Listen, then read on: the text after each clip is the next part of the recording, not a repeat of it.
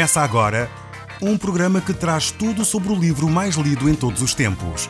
Apresentamos O Som do Livro.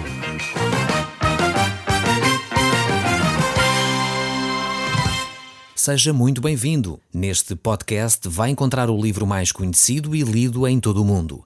Vamos levá-lo numa viagem pela história da humanidade. Este é um audiolivro para si, para a sua família e sociedade em geral. Contextualização e comentários de Paulo Chaveiro. Eu sou o Paulo Chaveiro e nós hoje estamos a olhar para a Epístola de Paulo aos Efésios no capítulo 4. Nós já temos percorrido uma boa parte deste capítulo e temos visto sobre orientações para a vida cristã. E é sobre a prática do dia a dia que este capítulo 4 se tem debruçado. A vida cristã tem o seu lado prático também. A vida de fé tem de ter uma dimensão prática. Senão é uma fé vazia, uma fé oca, como diria também Tiago. Então, muitas vezes há teólogos que pensam que o apóstolo Paulo e Tiago estão em oposição, mas de forma alguma. O apóstolo Paulo mostra que nós devemos andar de um modo digno da vocação que fomos chamados. E essa vocação é uma vocação de fé, de humildade, de mansidão, de amor, de domínio próprio e de paciência. Então estes são os frutos do Espírito que Deus quer que operem em nós. O apóstolo Paulo deixou isso muito claro também na sua Epístola aos Gálatas, no capítulo 5. De facto, são referências fundamentais para a forma como nós nos conduzimos. Então o Evangelho nos mostra que o viver de fé é um viver prático, um viver que tem implicações no nosso comportamento. Então, quando nós somos cristãos, optamos por seguir a Cristo, temos uma grande ajuda que é Deus em nós, através do seu Espírito Santo. Por isso podemos depender de Deus. Não estamos mais sozinhos na luta contra o pecado, contra os vícios, mas estamos com a ajuda de Deus no nosso dia-a-dia. Então, se você luta ainda com vícios, comece, em primeiro lugar, por tomar consciência de que você nada pode fazer. Um segundo passo é que você deve tomar consciência que Deus quer que você mude de vida. Um terceiro passo é você tomar a decisão que quer mudar de vida.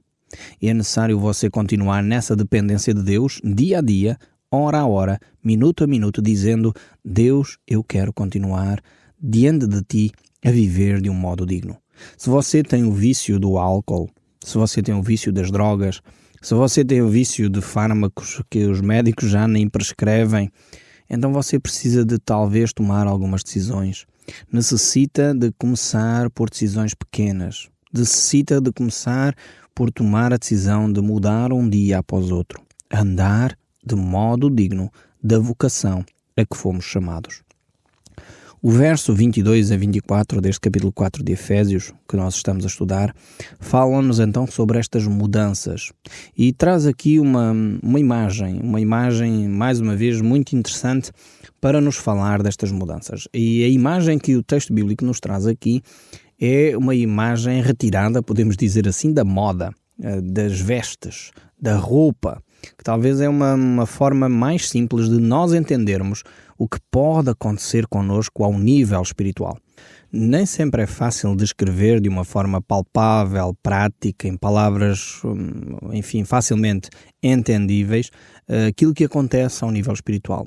Mas esta imagem que a palavra de Deus nos traz, certamente nos ajudará a compreender melhor as mudanças que Deus espera que aconteçam no nosso íntimo.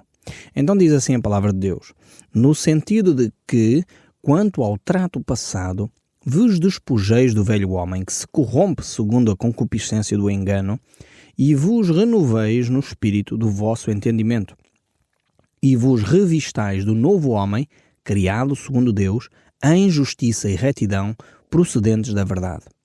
Então temos aqui esta imagem de uma transformação profunda no ser humano. O apóstolo Paulo usa esta imagem de retirar roupa e vestir roupa, retirar o velho homem e colocar o novo homem, revestirmos, colocarmos um novo revestimento do novo homem, mas aqui talvez uma imagem também interessante e talvez até que descreva um pouco melhor esta mudança, é se calhar aquela imagem da lagarta que se transforma em borboleta. Aquela metamorfose, aquela transformação que ocorre num animal que no fundo continua a ser o mesmo, mas é uma mudança radical. Eu não sei se você gosta de natureza, eu aprecio imenso todos os programas que dão sobre natureza.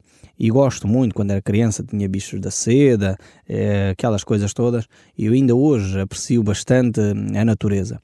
E é fantástico quando nós olhamos para aquelas lagartas, muitas delas horríveis, e ficamos a olhar para aquilo, como é que aquilo se transforma em belas borboletas. Você, quando olha para as lagartas, provavelmente se sente, enfim, assim, quase enojado com aquilo, é um bicho assim horrível, mas olhando para as borboletas é tão romântico, é tão belo. Percebe a transformação? É exatamente aqui que opera a ação de Deus em nós também. Alguém que no passado vivia uma vida, se calhar, de prostituição, uma vida de vícios, de drogas, de álcool, pode ser alguém transformado em alguém que se torna uma pessoa de bem, alguém que apoia os outros, que passa a falar a verdade, alguém que vive de uma forma honesta. Eu conheço vários casos destes. Isto é a transformação que só Deus pode operar. Você não pode fazer por si mesmo, você não pode fazer no seu braço, na sua força. Só Deus pode operar este milagre. Eu tenho assistido, veja você bem, ao ponto de encontrar pessoas que se diziam ateus se tornarem cristãos devotos. Sabe porquê? Porque é Deus quem opera estas transformações. É como a lagarta e a borboleta. É como retirar o velho homem e tornar a colocar um novo homem. Isto acontece porque a ação de Deus acontece no seu coração. E sabe porquê que estas pessoas se deixam transformar? É também porque elas começam a olhar à sua volta e veem que há cristãos comprometidos, cristãos sérios, pessoas que são coerentes no ensino que professam e na vivência que têm. Não são pessoas perfeitas. Eles veem os seus defeitos. Eles percebem é que são pessoas coerentes, que admitem as suas falhas, que admitem as suas limitações, que admitem que não são perfeitos. E confessam-no publicamente. E isto tem transformado vidas de milhares de pessoas.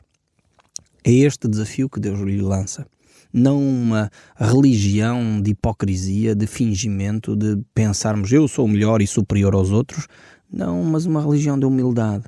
Uma religião onde nós somos mansos. Uma religião que valorizamos o outro. Uma religião onde o amor é a marca, é distintiva, é o centro da vida. Uma religião onde o servir o próximo é algo fundamental. Uma religião, no fundo, que se pauta pelos valores que Cristo ensinou. Quando nós vivemos dessa forma, o homem que convive connosco começa a perceber-se que é possível a mudança. E por isso mesmo, como diz o apóstolo Paulo aqui, é necessário nós nos revestirmos do novo homem, criado segundo Deus. Não é criado, é interessante ver aqui, ficando só no texto, não é criado segundo a religião, não é criado segundo a vontade do homem, não é criado segundo a vontade do próprio, mas é criado segundo a vontade de Deus. Jesus dizia exatamente isto também. O que é nascido da carne é carne, o que é nascido do sangue é sangue. O que é nascido do Espírito é Espírito. E é isto que Paulo está a dizer também. É necessário nascer de novo. É necessário dar espaço ao novo homem. É necessário nos revestirmos deste novo homem. Ou seja, retirar aquilo que é velho. Ele diz isto, por outras palavras, em Romanos capítulo 12, transformar a nossa mente. Tudo acontece na nossa mente. Há poucos dias fui confrontado com uma frase, achei soberba, fantástica, uma frase interessantíssima, sobre esta ideia dos pensamentos, transformar a nossa mente, não nos conformarmos com os pensamentos do mundo, com os valores que o mundo oferece. E ele dizia, tomem cuidado com os vossos pensamentos, porque eles tornar-se-ão em palavras. Tomem cuidado com as vossas palavras, porque elas tornar-se-ão em atitudes. Tomem cuidado com as vossas atitudes, porque elas tornar-se-ão em hábitos. Tomem cuidado com os vossos hábitos, pois eles vão moldar o seu caráter. Tomem cuidado com o seu caráter, porque eles traçarão o seu destino. É fantástica esta frase. Ela resume em meia dúzia de linhas aquilo que é a realidade da vida. Quando nós começamos na nossa mente a conjecturar pensamentos de fatalismo, de desgraça, de miséria, e damos espaço na nossa mente a esses pensamentos, eu sou um coitadinho, não posso fazer nada, nunca consigo sair desta situação. quase um karma, desculpem a expressão, mas é esta ideia de um karma que nós não temos condição de alterar, então estamos a conformar os nossos pensamentos com os pensamentos do mundo. Quando nós percebemos que de facto nós não podemos fazer nada, mas Deus faz em nós, Deus reveste-nos de um novo homem, nós somos criados segundo Deus, em justiça, em retidão, podemos mudar as situações, podemos deixar de falar mentiras, podemos deixar de ser hipócritas, podemos deixar de ser orgulhosos, de ser vaidosos, de ser arrogantes. Isso pode acontecer na nossa vida, se deixarmos Deus agir em nós. Então, quando nós mudamos a nossa mentalidade, percebemos que as coisas podem ser diferentes à nossa volta. O ambiente familiar pode mudar, o ambiente da empresa pode alterar, a situação complicada de relacionamentos podem ser diferentes, porque nós passamos a viver debaixo dos valores de Cristo. Então, sugiro que você viva este aspecto do Evangelho de Jesus, porque a chamada que Deus nos faz é uma chamada para a liberdade. Onde está o Espírito de Deus, aí há liberdade. Você necessita não de uma transformação ou de um retoque cosmético no seu ser, você precisa de uma transformação radical na forma de pensar. E isto só Deus opera. Então deixe-se revestir do novo homem, esse novo homem criado em Deus, e por isso mesmo quando nós vivemos dessa forma, as coisas acontecem de forma diferente. Passamos a ter a alegria que só Cristo pode dar, passamos a viver a liberdade que só Deus pode trazer, passamos a deixar de sentir a solidão e o vazio que muitas vezes sentimos sem Deus, porque Deus passa a ser o nosso companheiro, o nosso sócio de viagem, o nosso ajudante, aquele que está ao nosso lado, a nos ajudar, a nos encorajar, a nos levantar. Não é ajudante no sentido de servo, não é nesse sentido, mas ajudante naquele que nos acompanha. Porque ele disse, eis que estarei convosco todos os dias até à consumação dos séculos. Este é o nosso Deus. Por isso podemos dizer que aquele que é nascido de Deus não vive mais em pecado. Transforma-se, muda o seu caráter, não pela força do braço, mas porque Deus está a agir nele. Nós fomos chamados por Deus para uma vida de santidade, uma vida diferente, uma vida de transformação, de harmonia, de amor. E eu fico grato a Deus quando eu recebo as notícias das pessoas que estão a ser transformadas pela ação da Palavra de Deus, porque têm ouvido este programa. Eu sei que não é por mim, eu fico grato a Deus porque sei que é Deus que está a agir. Eu sei que em mim mesmo não haveria argumentação nenhuma que eu pudesse fazer para transformá-lo a si. Eu estou consciente das minhas limitações, mas ao mesmo tempo estou consciente também do poder da Palavra de Deus. E é por isso que eu fico tão satisfeito por poder partilhar consigo estas verdades da Bíblia, porque eu sei que é a Bíblia, a Palavra de Deus viva, que pode penetrar no mais íntimo do seu ser e mudar. E nós temos recebido relatos efetivos de várias pessoas do norte ao sul do país que têm sido transformadas pelo poder de Deus. E o mais interessante é que não são os próprios a relatar. O mais interessante é que nós recebemos informações dos filhos, da nora, que convive consigo e que nos faz chegar e nos reporta as mudanças que Deus está a operar na sua vida. E isto é de facto tremendo, porque os outros estão a notar aquilo que está a acontecer em si. Não desanime. Talvez você está a pensar, mas eu gostaria já de ser tão diferente, não gostaria de ser tão resingão, tão amargurado com a vida, gostaria de ser mais útil. Mas você está a ser. Continue nessa caminhada com Deus. Não desanime, não deixe-se abater pelos pensamentos. Transforme os seus pensamentos.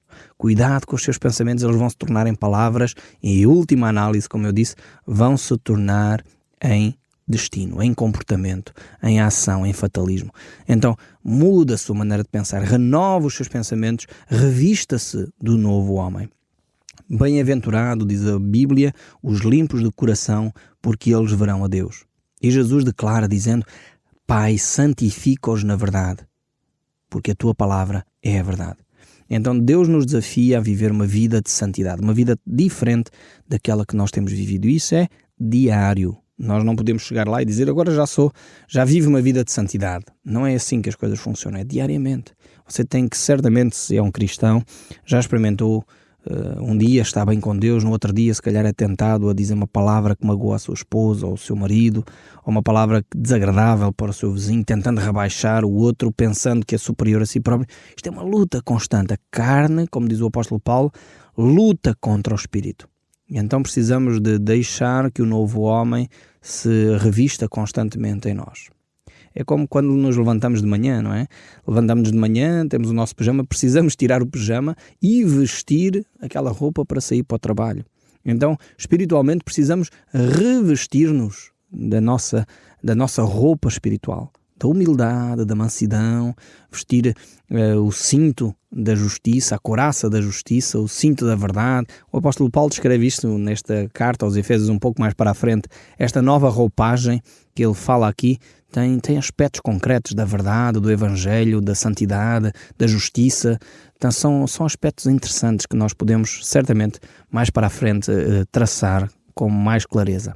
O verso 25 deste capítulo 4 ainda prossegue a dizer: por isso, agora ele vai concretizar o que é que ele queria dizer, por isso, deixando a mentira, fale cada um a verdade com o seu próximo, porque somos membros uns dos outros. Ou seja, a razão pela qual devemos falar a verdade uns com os outros é porque somos parte uns dos outros, somos membros uns dos outros, estamos ligados, comprometidos. Não devemos ter mentira. E isto entristece profundamente o meu coração. Quando eu vejo um cristão a mentir, é algo que me entristece profundamente. E eu tenho de dizê-lo aqui, você sabe que é verdade, muitas vezes os cristãos mentem. Você mente, talvez. São aquelas mentirinhas que alguns dizem inocentes. Muitas vezes nós dizemos, bem, eu não minto, eu omito. Depende da circunstância. Há alturas em que omitir não é pecado, há alturas em que omitir é pecado. É tão pecado como uma mentira grosseira. E nós sabemos, de acordo com as Escrituras, quem é o pai da mentira. A Bíblia diz claramente que o pai da mentira é Satanás. É o nosso adversário. É o diabo. É ele que é o pai da mentira. E alguém disse um dia, quando nós mentimos, é como se estivéssemos a fazer uma oração ao diabo. Quando nós mentimos é como se estivéssemos a dizer: Satanás, por favor, vem ajudar-me agora, porque a verdade, porque Cristo é a verdade, ele diz, eu sou o caminho, a verdade e a vida, Cristo que é a verdade não me pode ajudar aqui, então eu prefiro optar por mentir, prefiro pedir-te a ti que és o pai da mentira que me venhas socorrer. Então é triste quando um cristão usa a mentira para salvar a sua pele. Nós cristãos deveríamos caminhar na verdade, porque é a verdade que nos liberta. Cada vez que nós mentimos, nós nos enliamos ainda mais, ficamos mais amarrados e escravizados. Depois precisamos de confessar o nosso pecado. Precisamos dizer, é verdade, eu não fui capaz de assumir esta responsabilidade. É verdade, eu fui preguiçoso hoje de manhã, não me levantei a horas. Em vez de estar a dizer, foi o transporte público, de facto as pessoas atrasaram-se e arranjamos ali uma mentira para chegar atrasado ao trabalho. Ou mentimos ao nosso filho, ou mentimos à nossa filha, dizem, olha, diz que o pai agora não está em casa. Isto é mentir. Não precisamos entrar por esse caminho. Pode dizer à pessoa, olha, diz que o pai agora não pode atender, ou não tem condições de atender, ou que o pai vai ligar mais tarde. Mas não minta, por favor. Quando nós mentimos, nós estamos a fazer e a dobrar os nossos joelhos diante de Satanás. Foi ele o primeiro a mentir. Foi ele que enganou Adão e Eva com uma mentira. Ele sempre usa a mentira para enganar as pessoas.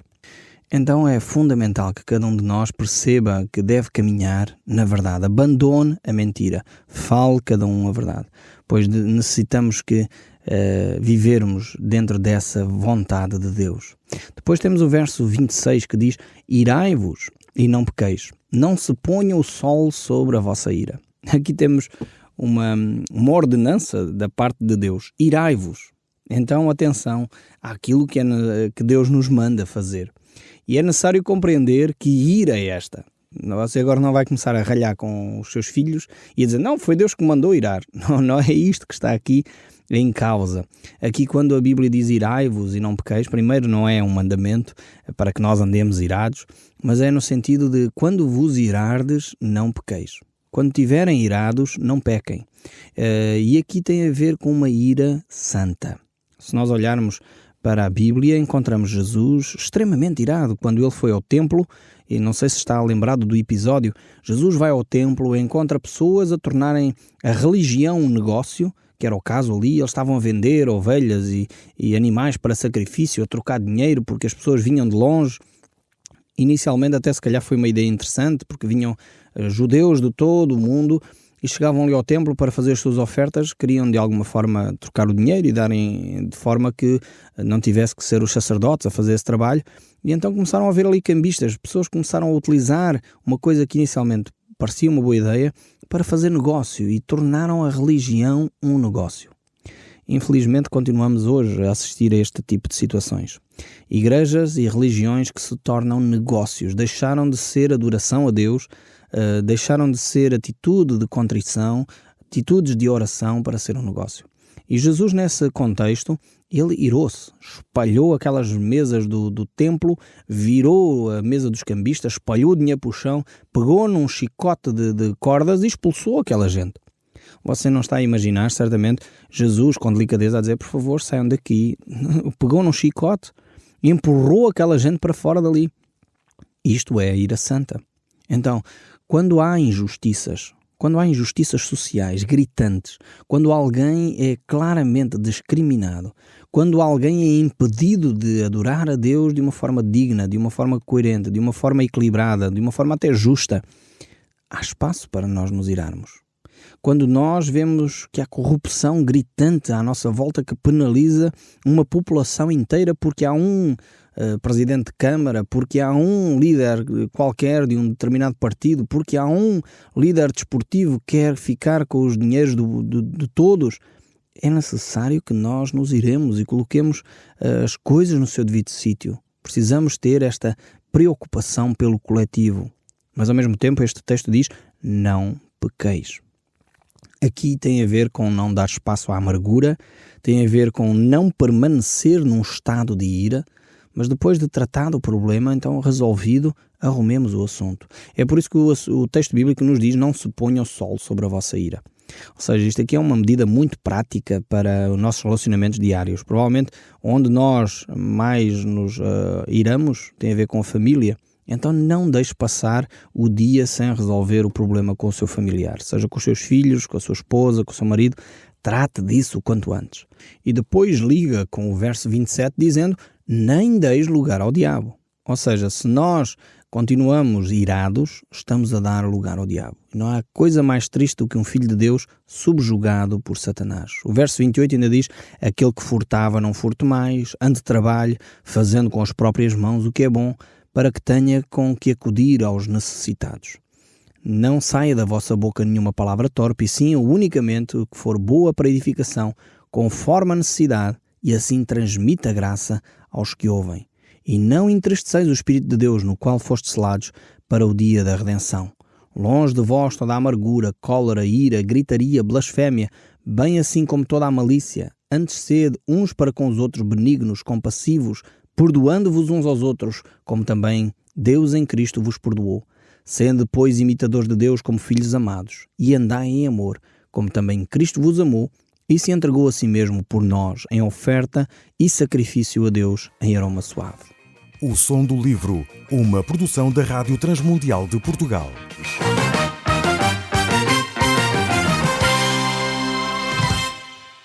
RTM. Conhece todos os nossos programas em rtmportugal.org. Uma produção da Rádio Transmundial de Portugal.